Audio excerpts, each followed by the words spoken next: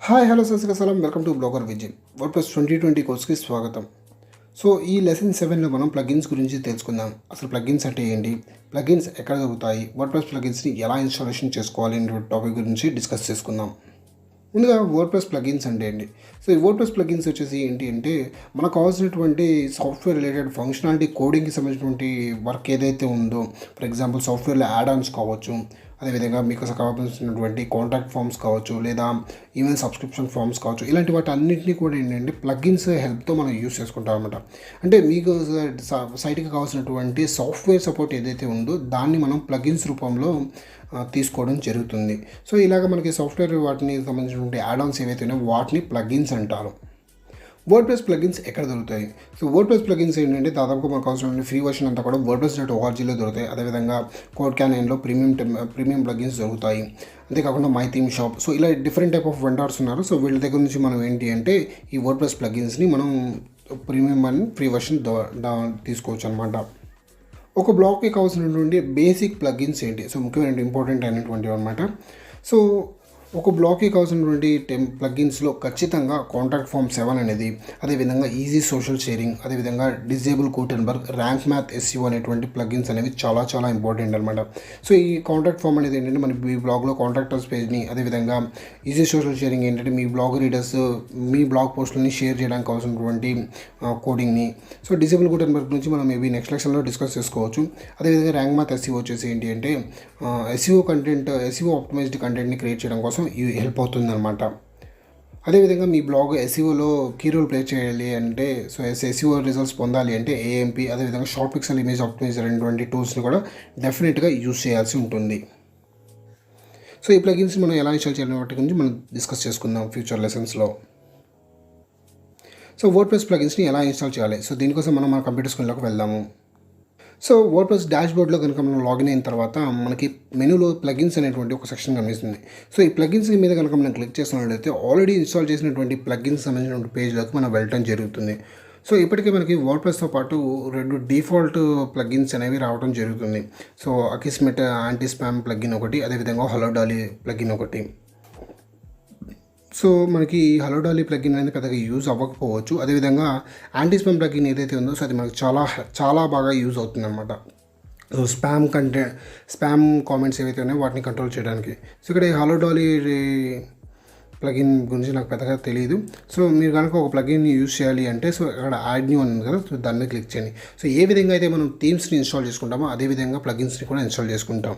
So ఈ లెక్చర్లో ఏంటంటే మనం కాంటాక్ట్ ఫామ్ 7 అనేటువంటి ప్లగిన్ని ఎలా ఇన్స్టాల్ చేయాలో చూద్దాము. సో ఇవన్నీ కూడా ఏంటంటే బాగా పాపులర్ అయినటువంటివి ఈ ఫీచర్డ్ ప్లగిన్స్ అనమాట. సో కాంటాక్ట్ ఫామ్ 7 అని చెప్పి నేను సర్చ్ చేస్తున్నాను.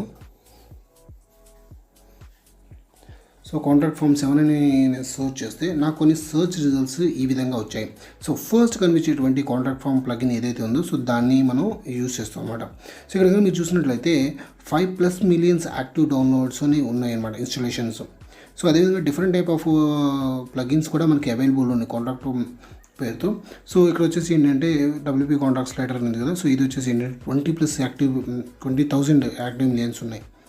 సో అదేవిధంగా so different type of plugins ఏంటంటే సో మనం ఒక ప్లగిన్ యూస్ చేసేటప్పుడు సో ఎన్ని యాక్టివ్ ఇన్స్టాలేషన్స్ ఉన్నాయి, సో వాటి రేటింగ్ ఎంత ఉంది అని బేస్ చేసుకొని మనం ప్లగిన్స్ని ఇన్స్టాల్ చేసుకోవచ్చు.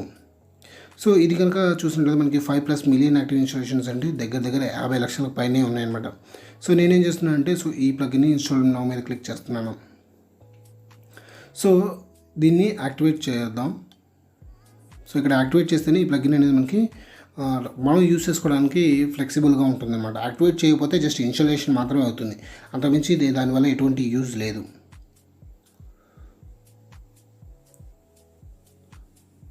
సో ఇప్పుడు మనం ఏం చేద్దామంటే ఒక ప్లగిన్ని మాన్యువల్గా ఎలా డౌన్లోడ్ చేసి ఎలా ఇన్స్టాల్ చేయాలో చూద్దాము. సో దీనికోసం మనం ఏంటి అంటే సో అప్లోడ్ ప్లగిన్స్ ఉంది కదా, సో wordpress.orgలోకి వెళ్ళి ప్లగిన్ సెక్షన్ మీద క్లిక్ చేయండి. సో సేమ్ థీమ్స్ ఎలాగైతే మనం డౌన్లోడ్ చేసుకున్నాం అదేవిధంగా ప్లగిన్స్ని కూడా మనం డౌన్లోడ్ చేసుకోవచ్చు. సో ఇందులో ఏంటి అంటే మనం డిజేబుల్ గుటెన్బర్గ్ అనేటువంటి ఒక ప్లగిన్ని మనం డౌన్లోడ్ చేసి ఇన్స్టాల్ చేద్దాము. సో ఈ ప్లగిన్ ఏంటి, సో దీని యొక్క యూసేజ్ ఏంటి అనే దాని గురించి మనం నెక్స్ట్ లెక్చర్లో తెలుసుకుందాం. ఒక బ్లాగ్ పోస్ట్ని ఎలా క్రియేట్ చేయాలో తెలుసుకునేటప్పుడు సో ఈ డిజేబుల్ గుటెన్బర్గ్కి సంబంధించినటువంటి దాని గురించి మనం డిస్కస్ చేసుకుందాం. సో డిసేబుల్ గుటెన్బర్గ్ ఉంది కదా, సో ఇది కూడా 55 lakhs ప్లస్ యాక్టివ్ ఇన్స్టాలేషన్స్ ఉన్నాయి. సో దీన్ని క్లిక్ చేయండి. సో మీకు డౌన్లోడ్ కనిపిస్తుంది కదా, సో డౌన్లోడ్ మీద క్లిక్ చేస్తే మీకు సో డౌన్లోడ్ అనేది స్టార్ట్ అవుతుంది అన్నమాట.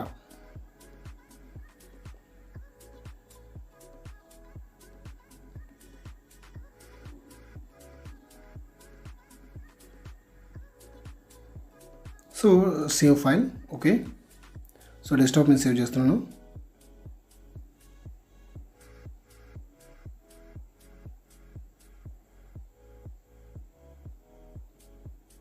ఓకే, డౌన్లోడ్ అనేది కంప్లీట్ అయిపోయింది.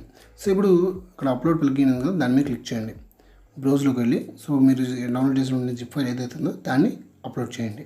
Open, install now. So procedure అంతా కూడా ఏంటంటే ఆటోమేటిక్గా మీకు ఇన్స్టాలేషన్ అనేది అవుతుంది అన్నమాట. సో యాక్టివేట్ ప్లగిన్ అనే దాని గురించి మనం నెక్స్ట్ లెక్చర్లో డిస్కస్ చేసుకుందాం. సో ఈ విధంగా మనం ఏంటి అంటే మనం ఇన్స్టాల్ చేసినటువంటి ప్లగిన్స్ని యూస్ చేయొచ్చు అనమాట. సో రిమైనింగ్ ప్లగిన్స్ని ఏంటంటే ఆయా లెసన్స్ వచ్చినప్పుడు వాటిని ఇన్స్టాలేషన్ చేసి వాటిని యూసేజెస్ గురించి మనం తెలుసుకుందాము. సో ఇక్కడ హలో డాలిన్ ప్లగిన్ ఉంది, సో నేను దీన్ని రిమూవ్ చేసేస్తున్నాను. సో ఈ ప్లగిన్ మనకి పెద్దగా యూజ్ అవ్వదు. సో ఈ 3 ప్లగిన్స్ ప్రస్తుతానికి మనం యూజ్ చేసుకుంటాము. మళ్ళీ మనం నెక్స్ట్ లెక్చర్లో కలుద్దాము. Thanks for watching. Bye bye, see you.